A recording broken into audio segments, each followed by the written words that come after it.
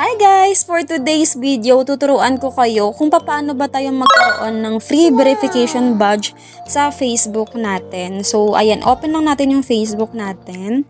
Papakita ko sa inyo guys. So, yung verification badge na yun yung meron check guys sa gilid ng pangalan natin. Ayan, so as you can see, wala ako kasi gagawin ko sana pero gusto ko rin kasi kayong turuan guys para matry nyo rin sa inyo, baka gumana. So ayan guys, sabay-sabay natin gawin to. So ang gawin nyo lang guys, pag nandito kayo sa profile ninyo, pindutin ninyo yung 3 dots sa gilid. Tapos ikapinin mo yung copy link ng profile mo. Ayan. Tapos after nun, punta ka dito sa see more. Ayan. Pindutin mo tong support. Ayan. Pag nandyan ka na guys, isearch mo lang si verification badge.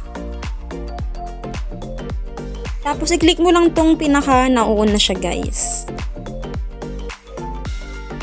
Pag nandyan ka na guys, mag-scroll ka lang hanggang sa baba. Hanapin mo tong fill out this form. Tapos dyan tayo mapupunta guys. So sabi dito, what are you verifying? So dahil profile tayo, i-click lang natin yung profile. Tapos kung gusto mo naman yung page mo guys, yan, i-click mo naman yung page. Pero dahil nasa profile tayo ngayon, profile natin sa Facebook ang gusto nating lagyan ng verification badge.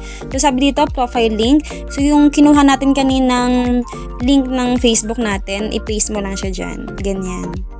Tapos dito sa confirm authenticity, maglagay ka lang dyan ng ID mo guys na kung anong meron ka. So kung may national ID ka, yan, piliin mo yan. Tapos sa category, ayan, i-click mo lang yan ulit. Tapos pindutin mo yung digital creator, blogger or influencer. Tapos dito sa country tsaka region, syempre ilagay natin yung Philippines. Ayan. Tapos dito sa audience guys, so optional lang naman yan, bahala kayo. Pero optional lang naman siya guys, hindi nyo naman kailangan talaga ma-required na malagyan yan, bahala na kayo. Tapos dito guys sa mga link na to, ilagay mo lang dyan guys yung mga link na kung anong meron ka sa social media. So example, link 1, yung Facebook mo. Pero optional din naman to guys. Ayan, ako lagyan ko lang siya. Ayan na guys, nilagyan ko lang yung 5 link na yan. Pwede mong ilagay ko anong lahat ng merong account ka, social media account. So kasama ng mga Gmail, ganyan guys. Tapos pag okay na yan guys, ayan, i-double check mo lang. Dito palagay sa add document, syempre maglalagay kayo dyan ng national ID ninyo kung yun yung pinili ninyong ID na meron kayo.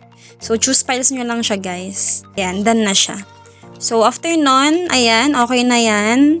Tapos isend mo lang siya guys. So, ayun na guys, pag masend mo na yun, ganito na po yung lalabas. So, ibig sabihin nun guys is okay na siya, na-send na natin yun kay Meta.